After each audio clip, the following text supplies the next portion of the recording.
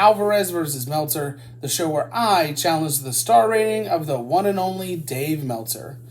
My name is Ryan Alvarez, and today we're taking a look at the Ready to Rumble Triple Cage match for the WCW World Heavyweight Championship between champion David Arquette and challengers Jeff Jarrett and Diamond Dallas Page.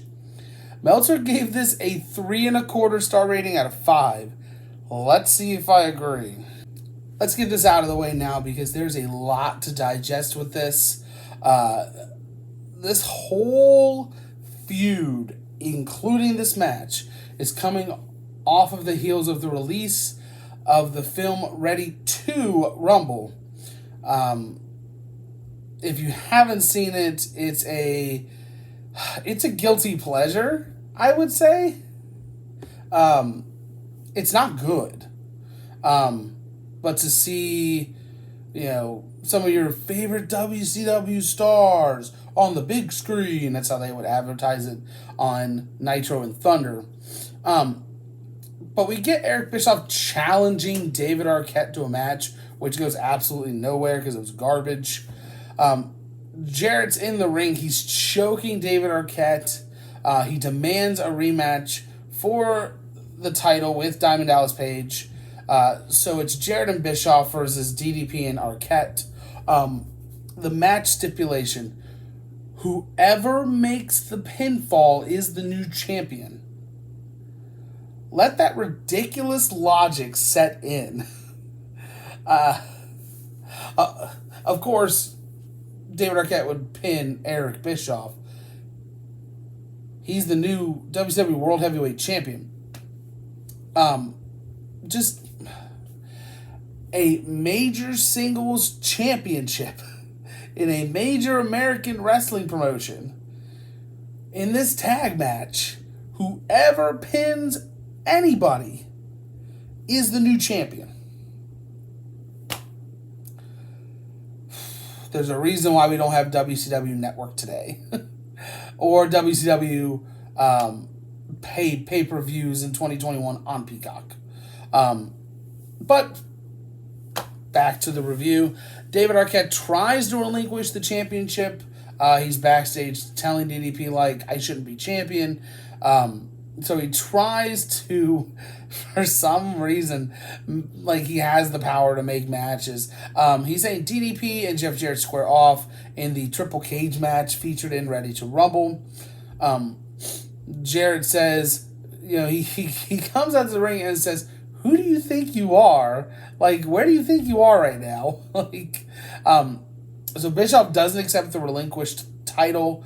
So he makes it a triple threat, involves David Arquette. And this thing is massive. It is ungodly huge. I'll get to my flaws on that at the end.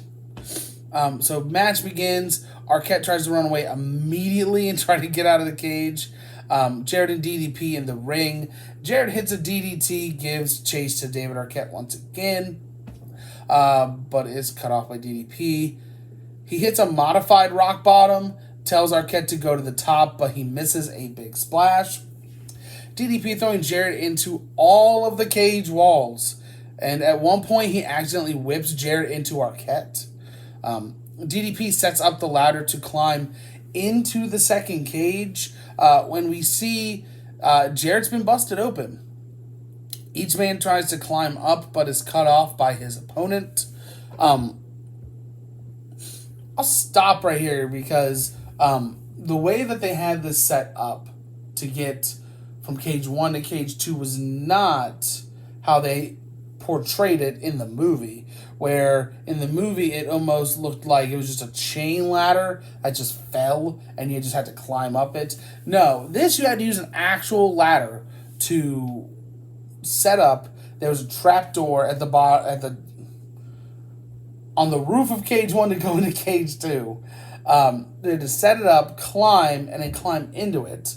And then I'll get to the cage 2 to cage 3 in a second. So both men are climbing the ladder. DDP kicks Jarrett off and makes his way into cage 2, which commentary is referring to as hardcore hell. There are weapons all over the walls and the cage floor, including a table. As Jarrett is climbing to cage 2, DDP grabs a pair of bolt cutters and is able to open the door, not into cage 3, but to the outside of cage 2, which is the top of cage 1. Let's stop there now for a second. So there is no door at the bottom of cage 3 coming from cage 2. You had to get the bolt cutters, break the chain on the door. That door opens, so then you have to climb cage 2 to cage 3. That door just swings open. And then that's that. But at that point, there's no need for that top part because I'll get to that in a minute. Sorry, I'm getting way ahead. So Jarrett hits DDP in the head with a chair.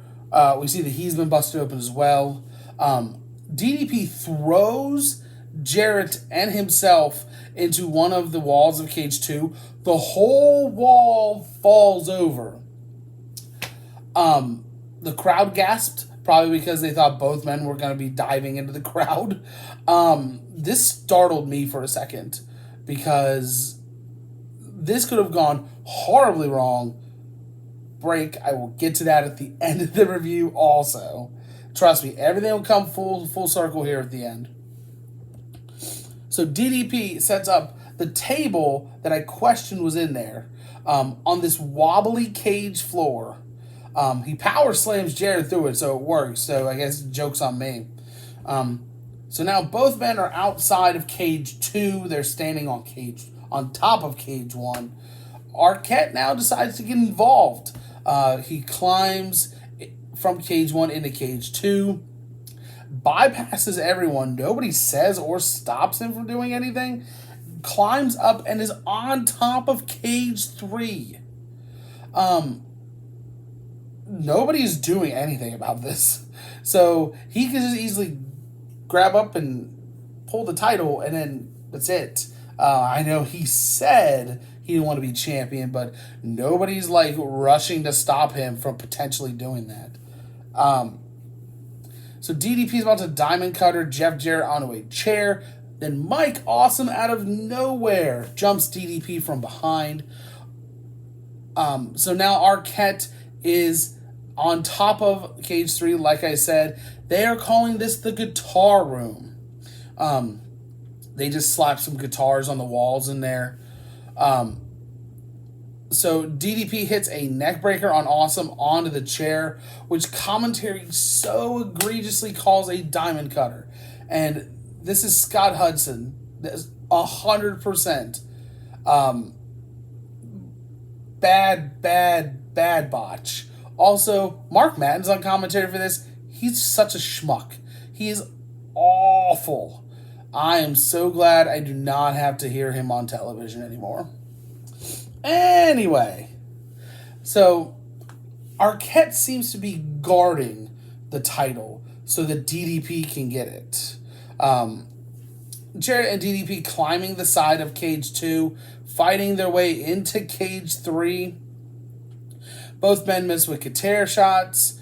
DDP passes one to Arquette, which gives Jarrett a chance to low blow DDP. Both men now climbing the side of cage 3, trying to get to the top to reach the title. When David Arquette turns on Diamond Dallas Page, hits him with a guitar. Jarrett finishes climbing. Actually, Jarrett hits him with his guitar also. Jarrett's up. He retrieves the title. Jarrett and Arquette are on top of the cage celebrating. Awesome is now trying to awesome bomb DDP off of this massive cage structure. But out comes who better than Canyon? He jumps Mike Awesome to make the save. So Awesome absolutely hucks Canyon off the top of this cage onto the entrance ramp. It is a gnarly bump. There was literally no room to mess up here because they threw him right onto the entrance ramp. And this entrance ramp is so thin as it is. And like the fact that he just plopped right in the middle, it was perfect. Because a foot right, a foot left, and you've got a broken something or other. Now, granted, he could have come out of the match with that anyway, but at the end of the day, Jeff Jarrett is the new WCW World Heavyweight Champion. No more David Arquette as champion. With that being said, do I agree with Meltzer? No, I do not. I'm giving this 2.25 out of 5 stars. For the safety of everyone involved, this cage match should not have happened. I understand that it's a tie-in with the Ready to Rumble match. You didn't have to have all this though. There were too many moments where if either Jeff Jarrett or Diamond Dallas Page take one false step or step on a part of the cage that's maybe sticking out or something of that nature, and they're gone. They're gone off the side. They're in the crowd. Who the heck knows? Now I know Hell in a Cell is similar. Hell in a Cell, sorry. I know it's similar. You have the big base cage, okay, but there's no small cage and no small cage on top of that one. It's a flat cage. At least you can get to the middle. At least there's a middle. There's no space once you put a second cage on top of a cell to move around the outside. There's nothing, okay? But to the match was just okay. And that's being nice. There's a lot of punching and kicking after cage 1, but nothing particularly exciting before that either. The Arquette swerve was a swerve for the sake of a swerve. Typical WCW. Many people think that David Arquette as world champion is the lowest point in WCW history.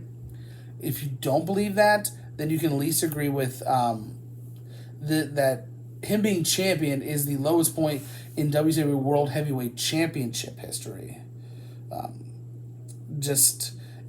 There's such thing as celebrity involvement, and then there's this. There's a clear difference. You did not have to make David Arquette WCW champion.